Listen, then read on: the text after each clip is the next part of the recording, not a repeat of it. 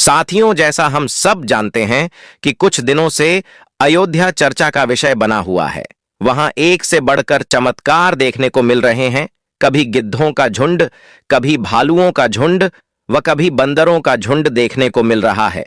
जब गिद्ध, भालू, बंदर श्री राम के प्राण प्रतिष्ठा में शामिल हो रहे हैं, तो माता सीता भला पीछे कैसे रह सकती है? वह भी अपने प्रभु श्री राम के कार्य में शामिल होना चाहती है। दोस्तों, माता सीता ने पहले लोगों के कहने पर प्रभु श्री राम को छोड़ दिया था और वह धरती माता की गोद में समा गई थी। लेकिन जैसे ही उन्हें पता चला कि प्रभु श्री राम अयोध्या आ रहे हैं, वह दौड़ती हुई चली आई अपने प्रभु जी से मिलने। दोस्तों, आपके दिमाग में एक बात जरूर चल रही होगी कि प्राण प्रतिष्ठा क्या है। प्राण प्रतिष्ठा का मतलब होता है कि प्राण शक्ति की स्थापना या देवता को जीवंत स्थापित करना। भव्य राम मंदिर में भी रामलला की प्रतिमा की प्राण प्रतिष्ठा की जानी है। शास्त्रों और धर्माचार्यों के अनुसार जब किसी प्रतिमा में एक बार प्राण प्रतिष्ठा हो जाती है तो वह प्रतिमा एक देवता में बदल जाती है। तो चलिए आगे बढ़ते हैं। अब हम बात करते हैं चिरंजीवी के बारे में, जिसमें सबसे पहले नाम आता है हनुमान जी का, दूसरा नाम आता है भविष्ण का। ये दोनों अजर अमर थे। भविष्ण भगवान राम के बड़े भक्त थे। अगर हर कोई प्रभु राम जी से मिलने अयोध्या पहुंच रहा है तो भला सीता माता पीछे कैसे रहेगी? जी हां दोस्तों, यह घटना अयोध्या नगरी की है जो हाल फिलहाल में हुई है। पिछले कुछ दिनों में हम सब यह सुनते आ रहे हैं कि जब से राम मंदिर उद्घाटन का कार्य जितना समीप आ रहा है, वैसे वैसे एक से बड़ी बड़ी घटनाएं सामने आ रही हैं, जिसमें सर्वप्रथम गिद्धों का झुंड की घटना सामने आई, उसके बाद भालुओं व बंदरों के झुंड की घटना सामने आई। लेकिन अब जो घटना सामने आई है वह बहुत है अविश्वसनीय है, क्योंकि 8 चिरंजीवी में से एक चिरंजीवी रावण के सगे भाई भविष्ण भी अयोध्या में प्रकट हो चुके हैं। इसके बाद लोगों के मन में आशंकाएं पैदा हो रही हैं कि यह क्या हो रहा है, आखिर यह कैसे हुआ। ये विचार सभी के मन में आ रहे हैं। हम आपको बता दें, भविष्ण जी को प्रभु श्री राम जी ने ही समय के अंतर जीवित रहने का वरदान दिया था। रावण के भाई भविष्ण बहुत बड़े राम भक्त थे।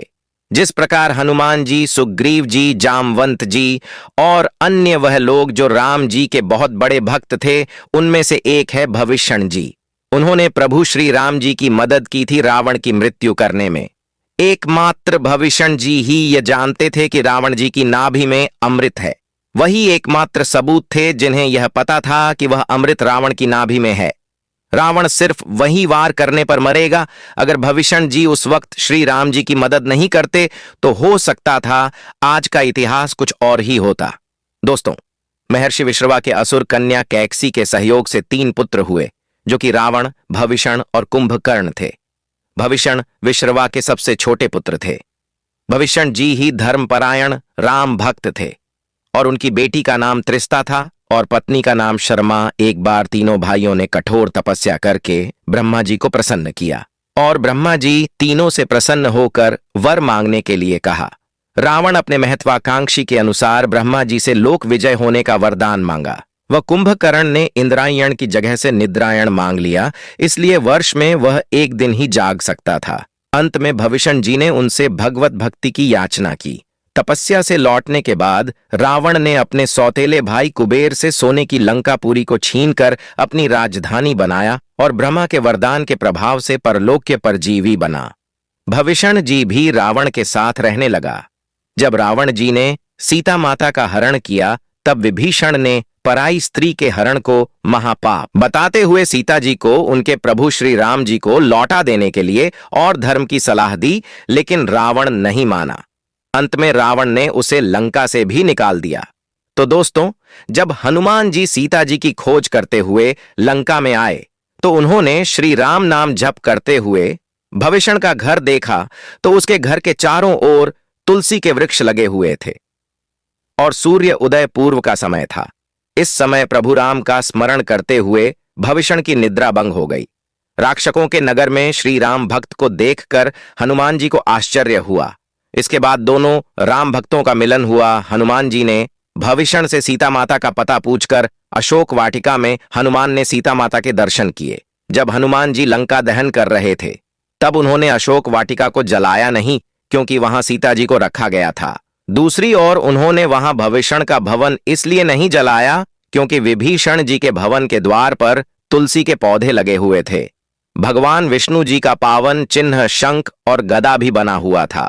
सबसे सुखद यह था कि उसके घर के ऊपर राम नाम अंकित था। यह देखकर हनुमान जी भवन व मंदिर को नहीं जलाया। रावण ने जब विभीषण को निकाला तो विभीषण जी राम के पास चले गए, तो वह प्रभु राम के शरण में आ गए।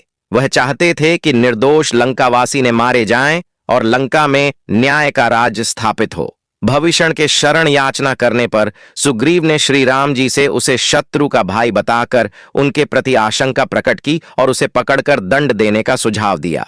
हनुमान जी ने उन्हें दुष्ट की बजाय शिष्ट बताकर शरणागति देने की वकालत की।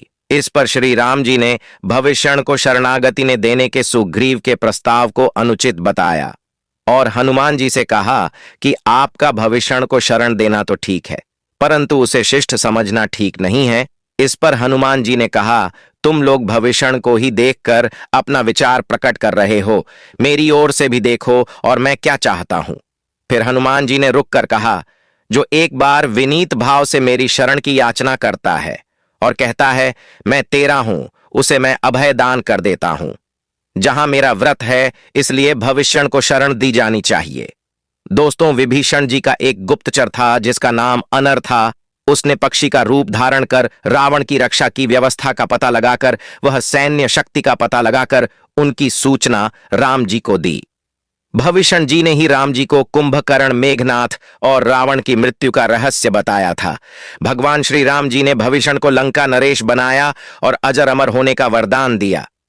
भविष्ण शब्द चिरंजीवी में से एक है और अब यह विद्यमान है, और भविष्ण को हनुमान जी की तरह चिरंजीवी होने का वरदान मिला, वह भी आज सह शरीर जीवित है। भविष्ण ने श्री राम जी की बहुत मदद की थी, इसलिए श्री राम जी ने अपने हाथों से भविष्ण का राज तिलक किया और लंका का राजा बनाया। इसके बाद रावण के वध के बाद प्रभु श्री राम, माता सीता वह लक्ष्मण जी अयोध्या नगरी आए। तो दोस्तों, यह हमारा सौभाग्य है कि हम राम मंदिर बनते हुए देख रहे हैं। अगर आप भी मेरी तरह एक सच्चे सनातनी हैं और प्रभु श्री राम जी के भक्त हैं, तो वीडियो को लाइक कर, चैनल को सब्सक्राइब कर, कमेंट में जय श्री राम जरूर लिखें। धन्यवाद।